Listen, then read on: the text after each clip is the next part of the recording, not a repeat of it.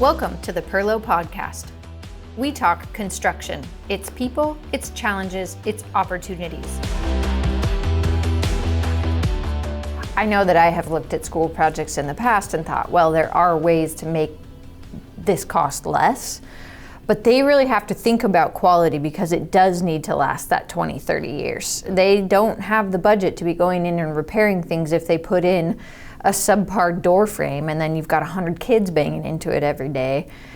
They don't have that budget or time to be dealing with those kinds of repairs. So there's a little more upfront money being spent to make sure that the materials going in are really quality, or else they're not gonna stand the test of 100 kids every day. I think on top of that, is the flexibility, right? Is like the building is gonna be here and maybe the methods or the thoughts are gonna change, but we need to make these buildings as flexible as possible, So how many 90s schools have we seen where the concept was, the doors open up and you're into a hallway or a big, tall, open area and you have access to the school coming through the front doors. Well, now, everything we're trying to make it secure vestibules and, single point of entry and just how those how flexibility and changing, times and what's going on can change the building's purpose. But, the building needs to be there and it needs to be functional through all the different changes. Yeah. I think the schools are often paying a lot of attention to new technology and new designs, and one of the unfortunate ones is paying attention to the designs for school shootings.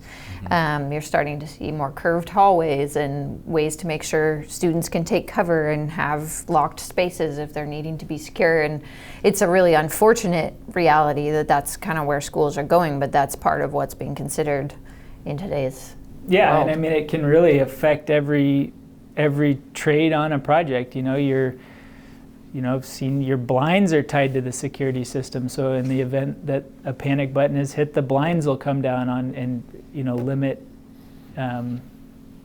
visibility into classrooms or into the building itself. Well, I think it's really interesting. Like when you walk into the school that you just built, the new one up in Vancouver, and you walk into like Glencoe High School, there is one path in and there is one path to the office, and that there's no workarounds.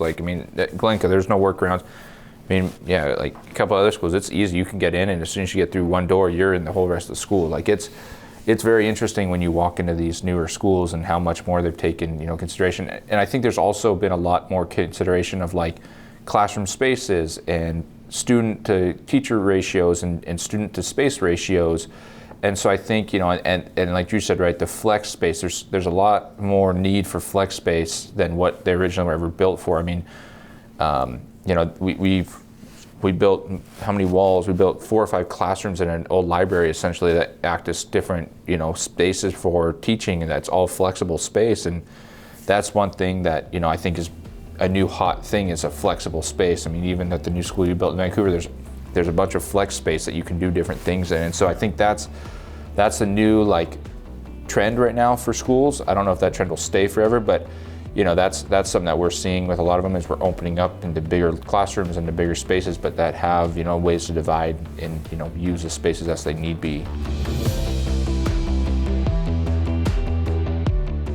Visit us online at perlo.biz. Subscribe to catch our future episodes and join us on LinkedIn, Facebook, Instagram, or YouTube to discuss all things construction. And finally, work hard, do what's right, and make it fun.